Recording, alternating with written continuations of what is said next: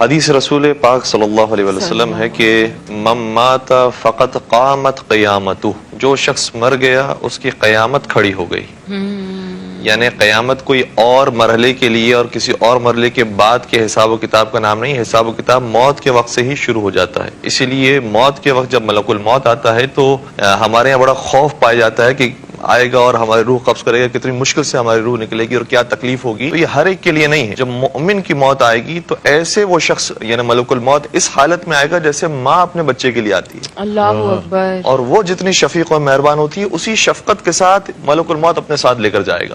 اس لیے بہت سے واقعات ایسے ہیں اور بعض افراد کے خواب بھی اس طریقے سے بیان ہوئے ہیں کہ جب ہماری موت آ رہی تھی، شہادت کی موت تھی یا ویسے ہی کوئی حادثاتی موت تھی، تو ہمیں محسوس ہوا کہ جیسے فرشتے قطار در قطار ہمارے پاس آ رہے ہیں اور بہت پیار اور محبت سے ہمیں لے کر جا رہے ہیں. انہوں نے اپنے پیاروں کو اس طرح سے واقعات سنائے ہیں. تو اس وقت سے ہی حساب و کتاب شروع ہو جاتا ہے. اب اگر کسی کی دنیا کے اندر زندگی خراب ہے، جس طریقے سے علی بھائی نے بھی سوال کیا کہ اگر کوئی دنیا کے اندر تکبر اختیار کرنے والا ہے، دنیا کے اندر مغرور ہو گیا ہے، اس کی موت بہت زیادہ سخت ہے. اور عذاب قبر میں جس کے بارے میں سب سے زیادہ روایتیں آئی ہیں وہ ظالم کے بارے میں آئی ہے، جو دنیا میں ذرا سی طاقت ملنے کے بعد دوسروں پر ظلم ڈھایا کرتا تھا. موت کے بعد اس کا انجام بہت زیادہ سخت ہے. اور قرآن مجید کی آیت ہے سورہ انفطار کے اندر کہ یا ایھا الانسان ما غرک بربک الکریم الذی خلقک فسواک فعدلک فی ای صورت ما شاء رکبک. اے انسان، تجھے اپنے کریم پروردگار نے کے سامنے کس چیز نے مغرور بنا دیا ہے؟ ساری طاقت اس کی تھی، اس نے کچھ حصہ تجھے دیا ہے، کس چیز نے مغرور بنا دیا؟ الذی خلقک فسواک فعدلک. وہ خدا وہ ہے جس نے تجھے پیدا کیا تھا، صحیح اعضاء و جوارح دیے تھے، جوانی دی تھی، اس نے جمال دیا تھا، مال و دولت دی تھی، اولاد دی تھی، ماں باپ دی تھی، اتنی اچھی دنیا فراہم کی، پھر کیوں اس کی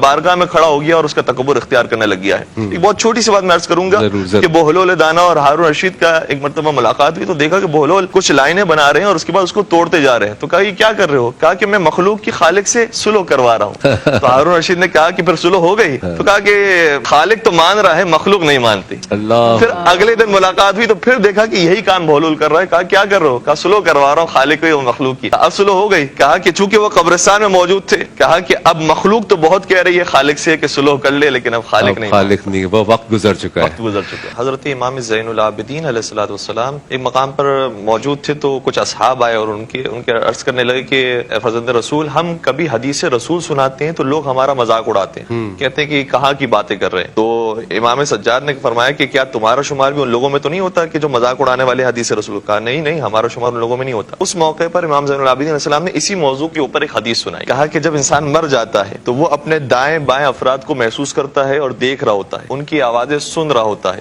اور جب اس کے لاشے کو لے جایا جا رہا ہوتا ہے تو وہ کہہ رہا ہوتا ہے، اگر وہ برا انسان ہوتا ہے تو کہتا ہے کہ دیر سے مجھے دفناؤ، اور جو اچھا ہوتا ہے کہتا ہے کہ جلدی کرو اور مجھے قبر کے سپرد کرو. تو جب یہ حدیث رسول سنا رہے تھے امام سجاد تو شخص نے کہا کہ مذاق اڑاتے ہوئے کہا کہ اس کا مطلب وہ کھڑے ہو کر چاہے تو وہ گردن بھی اڑا سکتا ہے وہ اپنے اطراف کے لوگوں کی، وہ مردہ کھڑے ہو کر مار بھی سکتا ہے.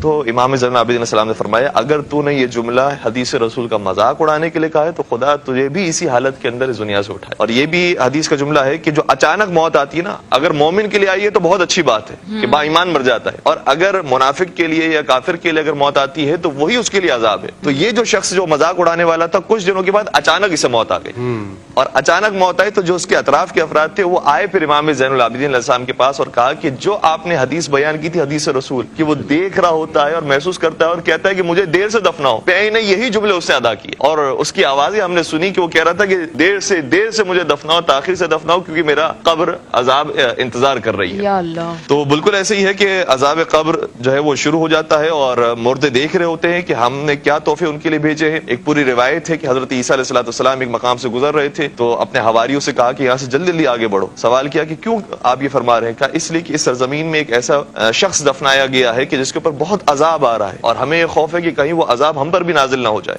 یا اللہ. جب واپسی پر اسی مقام سے حضرت عیسیٰ علیہ السلام گزرے ہیں تو اپنے حواریوں سے کہا کہ یہاں پر ٹھہر جاؤ اور سکون کے ساتھ بیٹھو، آرام سے یہاں سے گزرتے ہیں. تو کہا کہ یہ تو وہی مقام ہے کہ جہاں پر آپ نے فرمایا تھا جلدی بھاگو. تو کہا کہ ہاں مجھے یاد ہے یہ وہی مقام ہے، لیکن اب جس شخص کے اوپر عذاب نازل ہو رہا تھا اس کا ایک بچہ تھا، بیٹا تھا، اور اس نے اللہ کا نام لے کر تعلیمات حاصل کرنا شروع کی. تو جب نام پروردگار اس نے لیا ہے اور تعلیمات حاصل کرنا شروع کی تو پروردگار اتنا غفور و کریم ہے کہ اس نام پروردگار کی وجہ سے اپنے اس کے باپ پر سے عذاب کو ساقط کر دیا. سبحان اللہ. اور اب اس کے اوپر عذاب باقی نہیں رہا، اب پروردگار کی رحمتیں اس کے اوپر نازل ہو رہی ہے. لہٰذا یہاں سے آرام سے چلو، انشاءاللہ ہم پر بھی रहमत परवरदिगार नाज़िल हो। छोटा सा सवाल अगर बीच में ये करूं, क्या हम अपने प्यारों से वहां मिलते हैं क़यामत के अंदर या कब्र के?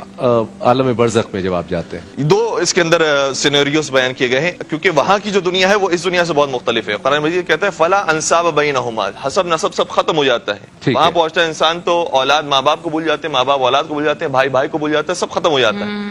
लेकिन दूसरी तरफ से एक और सिनेरियो भी बयान किया गया है कि जो मुत्तकीन अफराद हैं, जो नेक अफराद हैं, अगर उसके अंदर कुछ किसी के अंदर मुस्तहबात की कमी रह गई है, कुछ मकरूहात को ज्यादा अंजाम देता था, कोई ऐसे मसाइल हैं, लेकिन है सब जन्नती, तो फिर ये एक ही मकाम पर जन्नत में जमा होते हैं। सुभान अल्लाह। और इसी तरीके से अगर ये बदकार हैं, बुरे अफराद हैं, तो फिर परवरदिगार ने सबके ऊपर भी एक साथ ही अजाब नाजिल करता है। बहुत खूबसूरत बातें हैं। वैसे तो बात मुफ्ती साहब ने मुकम्मल कर दी है और कोई खास इसके अंदर बात नहीं है, लेकिन रिवायत का एक जुमला इस तरह से है कि एक चीज अजीब है और दूसरी चीज अजीब तर है, एक चीज नजदीक है दूसरी चीज नजदीक तर है, एक चीज सख्त है दूसरी चीज सख्तर है। तो सवाल किया गया कि ये कौन सी चीज है जो अजीब है और दूसरी चीज अजीब तर है? कहा कि ये दुनिया बड़ी अजीब है और इस दुनिया में आने के बाद इंसान का गाफिल हो जाना ये ज्यादा अजीब है, अजीब तर है।